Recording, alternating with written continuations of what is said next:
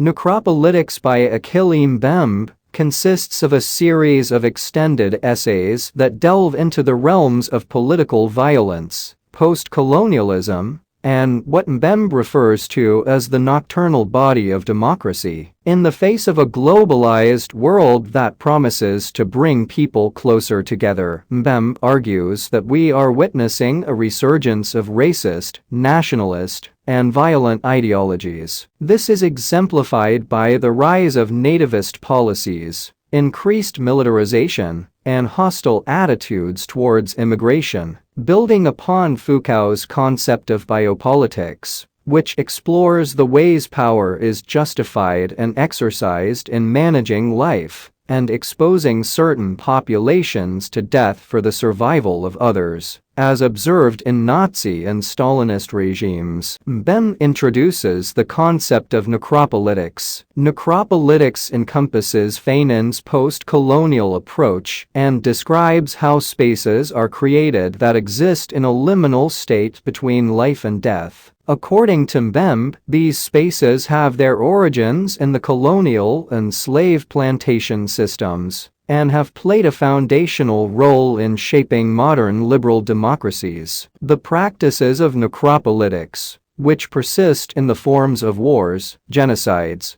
refugee crises, state terror, torture, territories controlled by militias, and the exploitation of natural resources, serve to manage human populations by subjecting them directly or indirectly to death. Although Mbembe coined the term necropolitics in 2003, amidst the aftermath of 9/11 and the onset of the War on Terror, this work situates his concept within the current crises faced by liberal democratic states. These crises stem from an increasingly unstable global capitalist economy and the subsequent rise of authoritarian tendencies. Mbembe notes that his writing style throughout the work is unorthodox, characterized by meandering thoughts and discontinuous lines. Nevertheless, the underlying theme that runs through the book is Mbembe's utilization of Fanon to diagnose the contemporary obsession with war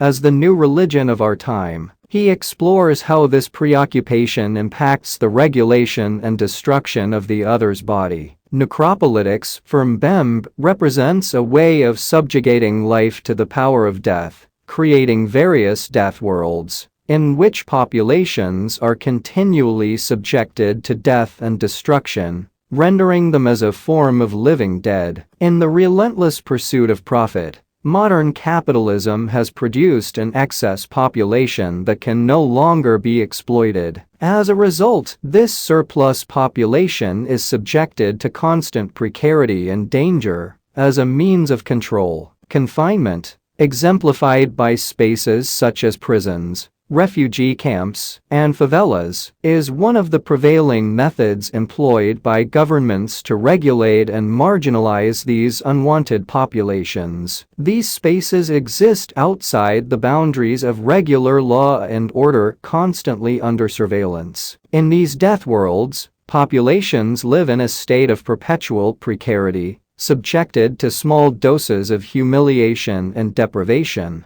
These groups teeter on the edge of death, existing as an excessive population on the fringes of life. Their lives are ultimately deemed insignificant or of marginal value, justifying their extermination on a larger scale. Mbembe asserts that racism is a primary mechanism employed within this necropolitical framework, alongside systemic and institutional racism manifested in legal codes and state apparatuses. Mbembe explores the concept of nanaracism. This refers to the everyday occurrences of racism that accumulate and ultimately stigmatize and dehumanize the other. Both forms of racism are deeply rooted in the history of modern Western democracy, which relies on colonialism and systemic inequality for its operation and sustainability. In our current globalized world characterized by soft power warfare, accelerated economic, political, and social relations through digital technology and the internet, we find ourselves increasingly becoming a society of enmity. This is particularly evident in the rise of nationalism, proto-fascist ideology, and mass migration, driven by climate change. Mbembe highlights the reliance on the figure of an enemy, such as the communists during the 1950s, or the portrayal of illegal immigrants and Islamic terrorists today, while overlooking the prevalence of white supremacist terrorism within our own borders. This reliance serves to justify increased investments in the military industry and surveillance technology, both of which threaten human rights. By subjecting populations to mass incarceration and confining them in refugee camps with abhorrent living conditions,